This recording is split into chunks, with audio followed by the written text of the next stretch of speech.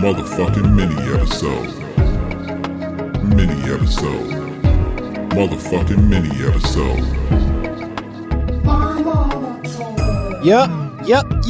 There it is, ladies and gentlemen. Welcome to another phenomenal episode of My Mama Told Me, the podcast where we dive deep into the pockets of black conspiracy theories, and we finally work to prove the theories that you, the listeners, have at home. This is it. This is us. Thursdays on ABC. I don't know if that's the day that they come on. Frankly, I've never watched the show. I looked at the premise of three very unlike people, one of which was Sterling K. Brown, a black man having to call these people family, and I said, nope, no thanks. This isn't going to turn out the way I want it to. What I would have loved is Sterling K. Brown commits a massacre against the white devil that trapped him in his home. And then they tell that story. But no, ABC wanted to tell a family drama about a man who was burned in a fire. Spoiler alert. And also, somehow, despite having a healthy upbringing, Sterling K. Brown still has a crackhead daddy.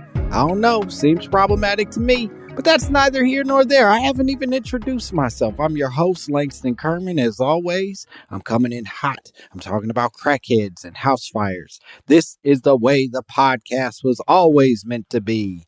And I am excited because today I'm going to be digging into a conspiracy that was sent to me by a person named Bree. Bree sent me a conspiracy that I loved right from the beginning. She sent me an email. In the subject line, she said, rubbing niggas' heads for luck? 2 question marks. Rubbing niggas' heads for luck? I had to do it again just to make sure I could include that second question mark in the way that I pronounced it. Rubbing niggas' heads for luck? Bree was confused right from the subject, but she says, hi, Langston, love the show. You're funny as fuck. Well, thank you, Bree, etc. I was going to send a voice note, but I'm high right now, and it would take me entirely too long to figure out how to send this email from my phone. Well, Bree, you shouldn't be that high. It's pretty basic. You just open the app and you talk into your phone. But if you're struggling, I respect your choice. Something my mama, R.I.P. Queen Pam, would tell me and my brother when we were younger, while effectively giving us noogies, was rub a nigga's head, get good luck. I also remember my light-skinned ass grandfather saying that too. Obviously, it's racist. But where the fuck did this come from? Is that why white people want to touch my hair all the time? Open your third eye and enlighten us, please. Thanks, and don't forget to tip your tinfoil hat at a 45-degree angle, Bree. Thank you so much for this lovely note, Bree, and I appreciate the drugs you were doing, prompting this very strange conspiracy theory that I don't think I had ever heard necessarily. I don't think specifically rubbing a nigga's head for good luck is a thing that I've heard over and over again. I've heard rub a bald head man say it. You know what I mean? If they bald, you could slap that skin, and that's fun. That's what we used to do.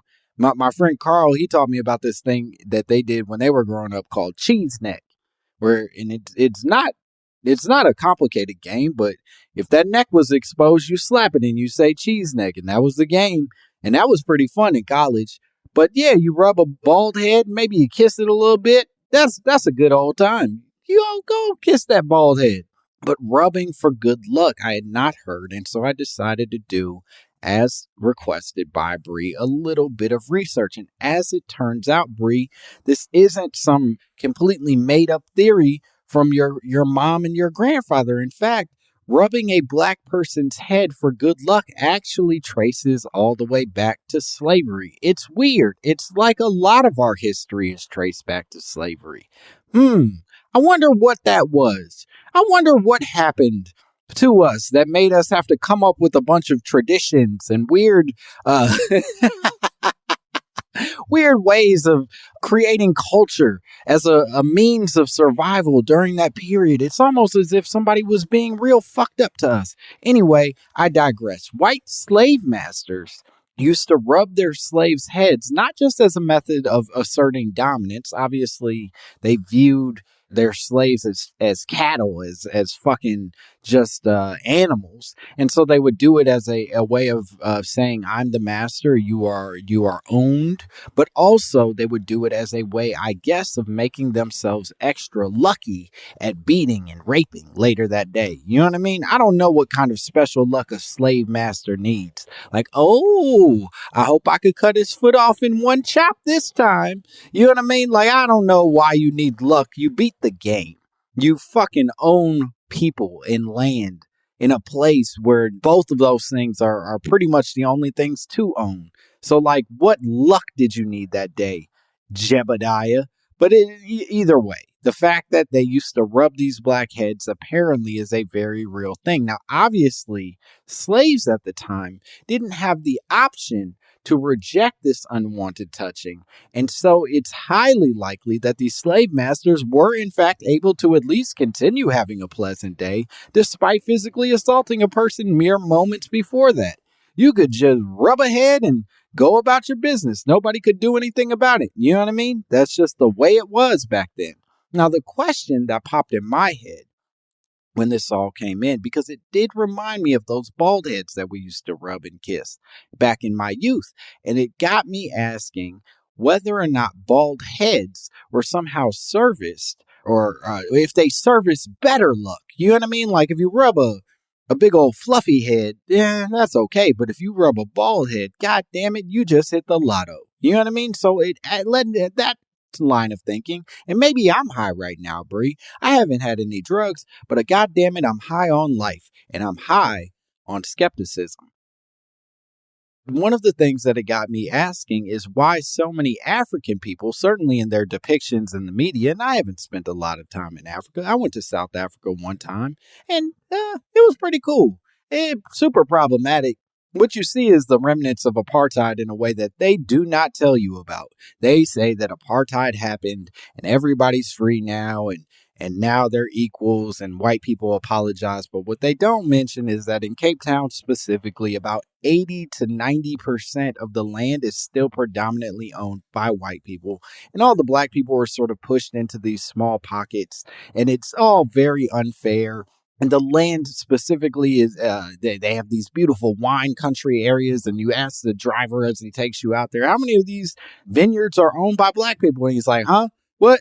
I don't know what you're talking about. And it's just very clear that the redistribution of wealth never really happened in this country, despite them making these very public apologies. But again, that's not what we're focused on here. My question was, why do so many people in some African countries have bald heads? And so the question, or at least some of the information that I found, is number one, many places on the continent, as it turns out, are very, very hot. So it's just easier for comfort and cleanliness and also resources to shave your head or at least cut it down very low. And that would explain why these lucky ass bald heads are walking around all the time.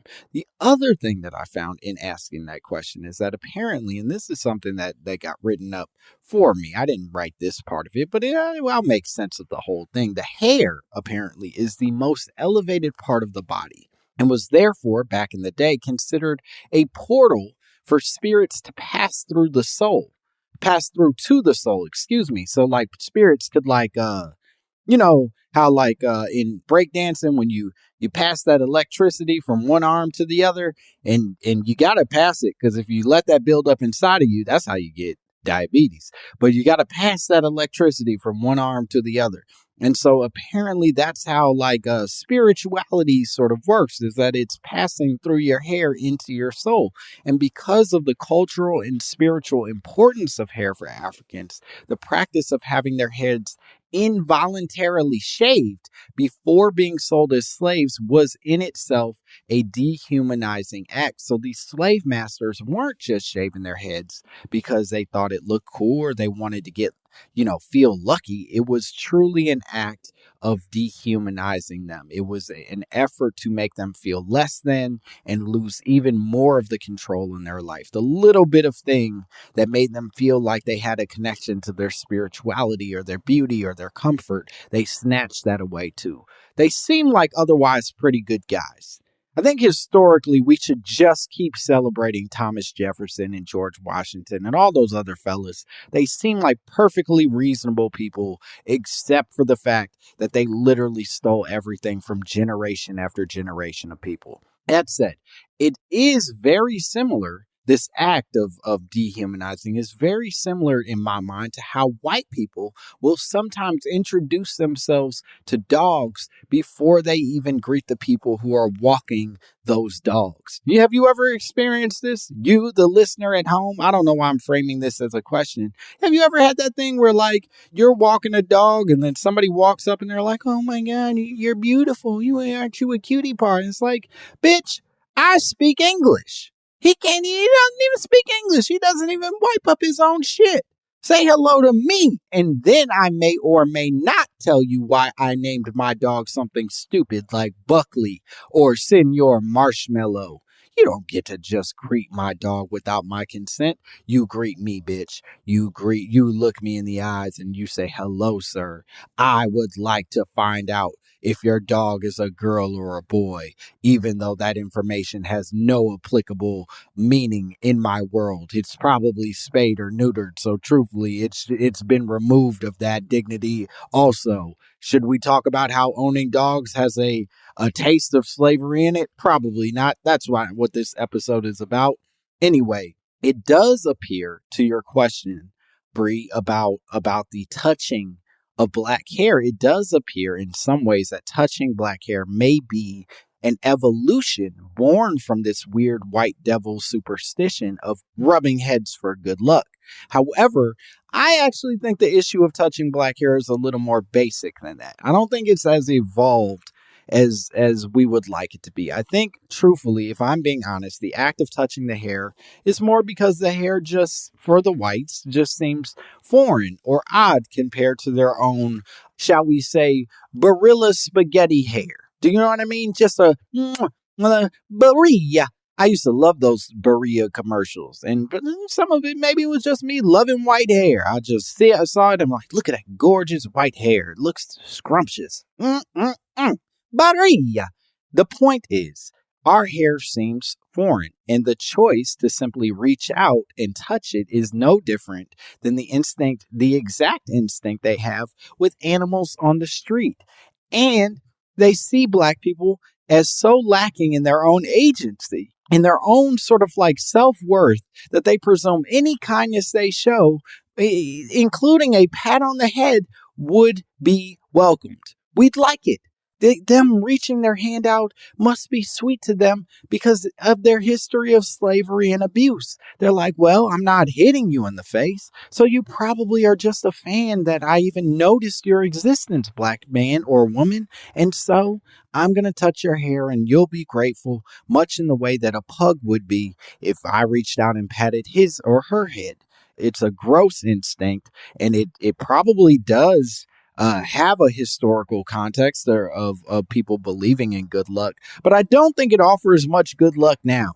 You know what I mean? I've watched enough YouTube videos of black ladies flipping out at Walmart because some white lady gets bold and touches her hair to know that, that ain't the move no more. You know what I mean? I don't think it ends up. I think that's how you get fired from your weird financial services job, is you get caught touching a black lady's hair and then she tweets about it afterwards. So, in long story short, it used to be good luck, I guess, if you were a slave owner and you wanted to effectively shoot a slave in the kneecaps later.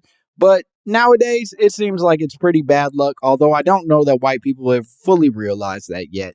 Anyway, if there's any other physical abuse that you wanted to pitch to me, the listener at home, that you think might be good or bad luck, I talk about it. All you gotta do is send it to me. Send me a note. Send me a voice memo. Don't get high like Bree. She's a drug addict. Oh my God.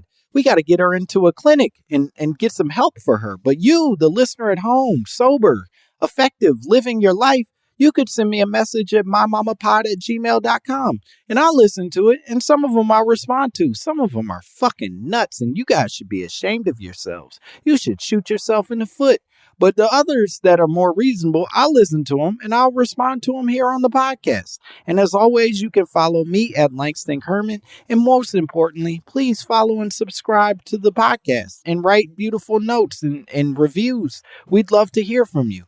Okay, well, that's all I needed to talk to you about. Bye. Motherfucking mini episode. Mini episode. Motherfucking mini episode. Motherfucking mini episode. Mini episode. Motherfucking mini episode.